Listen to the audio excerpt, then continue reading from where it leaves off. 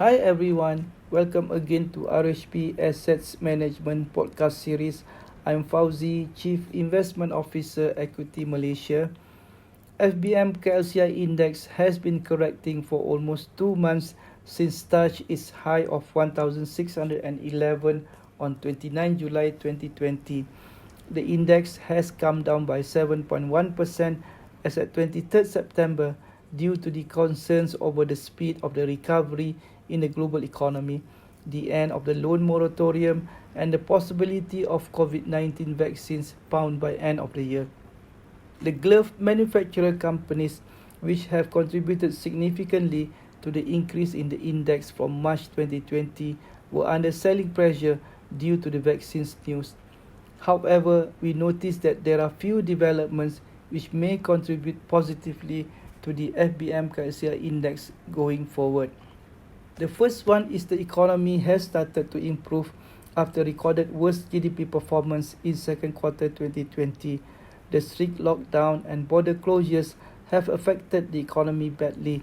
Second quarter 2020 GDP shrank sharply, which was worse than during Asian financial crisis and global financial crisis.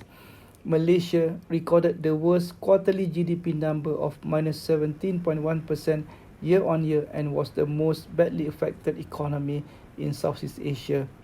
However, the economy has started to show improvement gradually from May after the reopening of the economy and continues to improve from June. Malaysia's exports expanded for a second straight month at 3.1% in July amid further easing of MCO restrictions. With containment measures gradually easing in most of our key trading partners, we would expect Malaysia export to improve further as external demand improves going forward.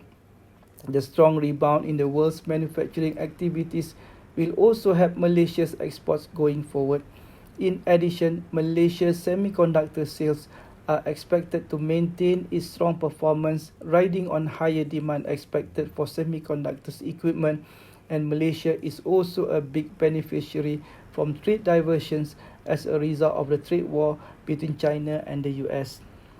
Apart from the rebound in manufacturing activities, palm oil price has increased by 45% to 2,922 ringgit per metric ton, which would be good for Malaysia's export if sustained. The key driver for palm oil exports have been the recovery in export to India and China. The increase in demand for rubber glove has also pushed the price higher. Malaysia Rubber Glove Manufacturers Association or MAGMA raises its export revenue projection by 36.7% to 29.8 billion ringgit this year and is also expecting export revenue to reach 33.8 billion ringgit in 2021. MAGMA believes that it will take several years for the industry to fill current demand, which is expected to expand by at least 20% to 25% post-COVID-19 compared with 8% to 10% annual growth before COVID-19.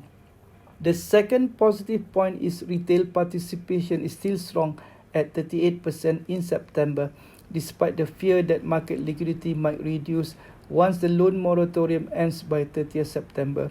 In addition, there is slight increase in the participation rate from local and foreign institutional investors as index corrected due to better corporate earnings in second quarter 2020. The third positive point is corporate earnings have started to show improvement in the recent financial results announcements. Based on our coverage, the recent second quarter 2020 results were better than the first quarter 2020 results, despite GDP went down to minus 17.1% year-on-year. If history repeats, we would see corporate earnings to start rebound from third quarter 2020, but at a slower pace compared with the previous recessions due to the partial lockdown. Corporate earnings will be stronger in 2021 due to the improving economy as more countries reopen its borders and economies and if vaccines found. The fourth positive point is foreign shareholdings of Malaysia equities have come down substantially from above 24% in February 2018 to 20.8% in August 2020.